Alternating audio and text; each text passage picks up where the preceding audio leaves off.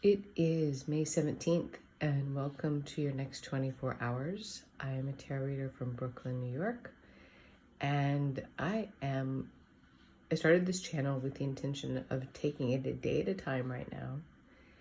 That may change, obviously, and how we approach these readings may change, but right now I think the most any of us should really try to tackle is the next 24 hours. That is my personal commentary, just like everything else in this reading. So this is the continuation of a love story. I do feel that when you find this video and you find this message, it's meant for those 24 hours. Today is May 17th, if I haven't said that already, Sunday. So let's get started. We have the Ace of Cups, the Chariot, and the Ten of Cups reversed. A lot of water energy. Let's start at the top.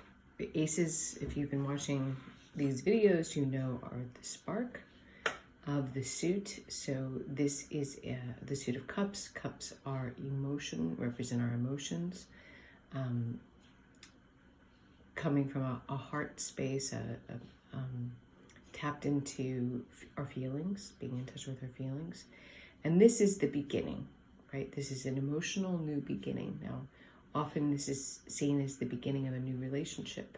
It can be a relationship with self, but often signifies the beginning of a new romantic relationship. You know, it's kind of given to you by the divine, the Holy Spirit. This magical hand is presenting this opportunity to you. Your cup runneth over. But right next to the Chariot, the charioteer is always pulled by, in this case, you know, two different creatures, horses, Sphinx in this case, and is really about forward movement. It is often seen as a card of victory. Look at all of this yellow, the stars. This reminds me like some echoes of the star card. The stars on the banner. This guy's looking pleased with himself. But these creatures which are pulling the chariot forward, it's really about will, because this one wants to go in its direction and this one wants to go in its direction. The chariot can be seen as actual travel, but it can also be about being torn, you know, being pulled in two different directions. And the charioteer needs to pull back the reins to keep on track. So, you know, there may be like the devil and the angel feeling on the shoulder in this case, like the devil is telling you to do one thing, the angel is telling you to do the other. It can be about being torn, but it does indicate kind of imminent victory. And then we have that right next to the Ten of Cups reversed. Now, this is really about emotional upheaval, right? The Ten of Cups upright, and how much happier can you get than that? Happy family under a rainbow, kids are playing happily ever after. 10, you've gone from the ace to the 10 quickly, and that may be what you are torn about, because there's been an emotional upheaval. All right, when it's 10 reversed, when 10 cups are reversed shows up for me in a reading, it's usually an indication that the person I'm reading for has gone through an emotional upheaval. It's been an emotional time. You know, it may have seemed like a fresh start began. You know, you started to move forward on that. You know, not exactly sure if it was the right decision, and now kind of possibly regretting that decision, or at least there's been some bumps in the road. So lots of 10s in this reading, and if there was a single word that I had to choose for today, it would, or words, I would say embrace change. This is all about change. All of the cards are that I pulled this morning. So what has been the emotional upheaval in your life? What kind of situation can you identify in terms of emotional upheaval, feeling torn, you know, initially optimistic, moving to conflicted, and then full on deflated? Because We're going to get to it. It's not a sad story here. But we are getting to one of my actually favorite cards, frankly. Because it's about the Tower is change. You know, if the Death card is about transformation, or we're actually stepping into and embracing that new reality, the Tower is that moment before, when everything has to fall apart before the new can be built. So the Tower, I often pull this card right before a major change in someone's life. It's either coming and they don't see it coming, or it's coming and it's not coming in the way that one necessarily anticipated or hoped, but it's coming. This lightning bolt, it's in every Tower card I've ever seen. Oh, actually, that's not true. Mythical Creatures Tarot, that's not true. Most Tower cards have this lightning bolt coming down and, you know, striking the Tower. The Tower represents us, our physical life. You know, popping off the crown of the top of this structure. Notice though the crown chakra. Think about how when sudden changes come, it changes our perspective. So crown chakra, the way we think, the way we process information may suddenly be challenged. You know, everything we thought we knew may change quickly and suddenly, you know, to the point of where it feels disorienting, right? We're free falling. Remember the word free falling kept coming up last week? Well, this is actually free falling. So I guess in this case, expect the unexpected would be kind of my thought. And has this shown up already in your life? But not to despair, because the Six of Wands is saying this is a victory card, a card of success. You know, the wreath is guy coming in on his horse, and he's in a parade and people are praising him. This is about a card of victory, a card of success, right under the Chariot, also seen as a card of victory. So there's going to be some disruption. There may have already been some disruption. It does seem to be emotional in nature, but not to despair.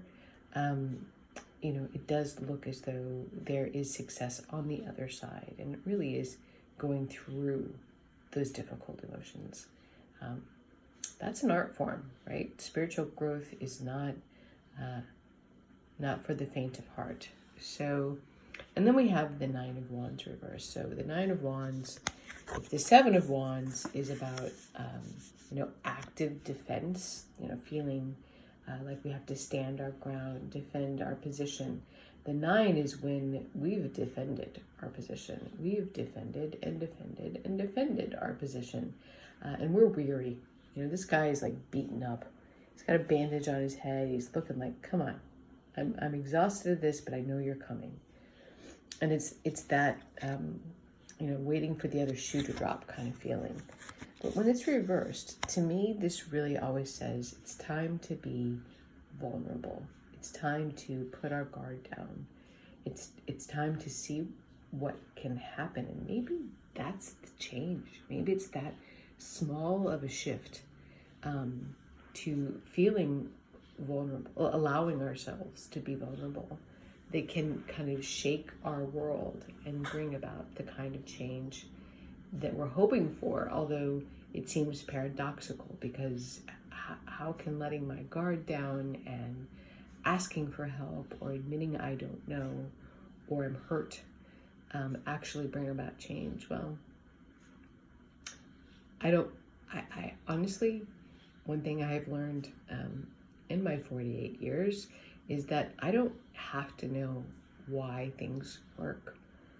I just have to know the recipe, and I just have to follow it and know and trust. That's my only job.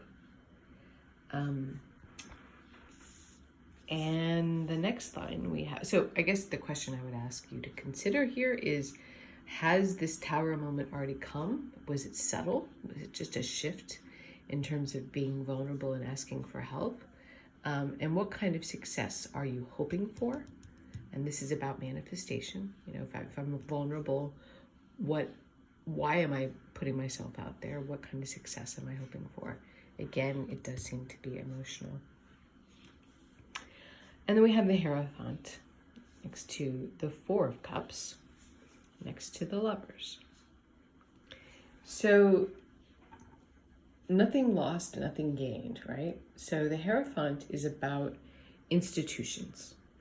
Can be. It can also, some people call this card the Pope.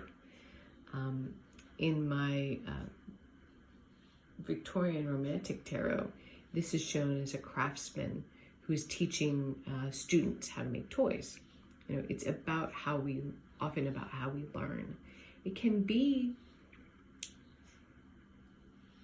you know, though, it really can be about, maybe that's what needs to get torn down, you know, what we consider right and wrong, what how the world is telling us to be, who we thought we were supposed to be our whole entire lives. If we're questioning that right now, if that's resonating with you more than an actual romantic relationship, you know, what are the ways that you were told to be, and what at this point in your life, you know, we just had graduations yesterday. Congratulations to those who graduated. And in that moment of higher education, of learning, whether it be college or high school, what have you learned about yourself that wasn't prescribed to you? And how are you going to embrace that moving forward? It does seem like it may be rejecting norms, rejecting what people are telling you is right and wrong. Now, I'm not encouraging you to walk around without a face mask, but I am encouraging you to think for yourself. You know, maybe your parents or your friends and your neighbors have a certain political point of view. Does it fit yours? Do you agree? Maybe you're supposed, you know, the expectation set on you by the world is that you are to marry and have a family. Does that fit what you want in life? This does seem to be about rejecting institutions, rejecting maybe the way we were told we were supposed to be.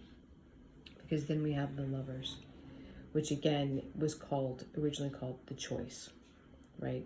Adam and Eve chose to leave the Garden of Eden. They made a choice to have their love rather, you know, than the love of God. And of course, then all hell broke loose. But it can be a choice. It's often a choice, and it's usually a choice about love.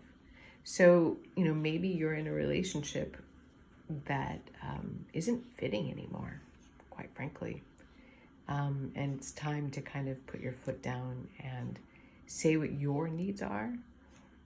But again, it could also just be a subtle shift of being vulnerable, choosing to be vulnerable, choosing to let your real feelings be known, have that emotional kind of outburst, because that Ten of Cups tells me this is an emotionally charged, reversed, that Ten of Cups reversed tells me this is a very emotionally charged situation around vulnerability.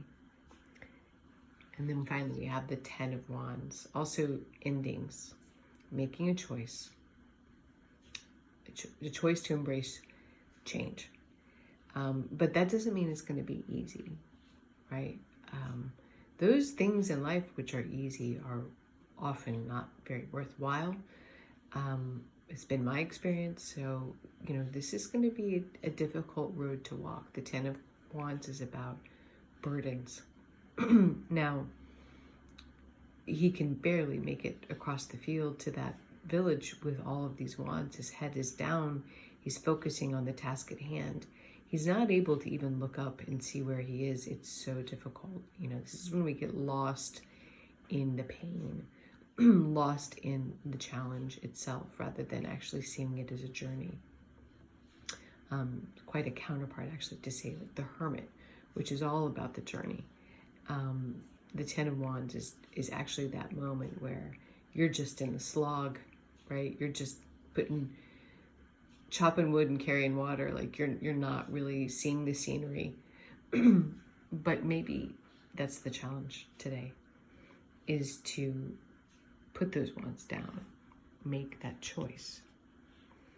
You know, maybe you're told to carry those wands. Maybe that's the expectation set forth by your parents, your job. Maybe you're going to make a decision today to take a different route. And it's going to take it's going to affect some real change in your life. But I do feel like whatever this is that you may be struggling with, and only you can tell me or tell yourself what this is, there is success smack in the middle of the card. It will be emotionally fulfilling. It will feel victorious. But make no mistake, spiritual growth is not for the faint of heart. I hope this was useful. I really do hope you enjoyed these next 24 hours. Congratulations to the graduates. Have a lovely Sunday, and I'll talk to you soon.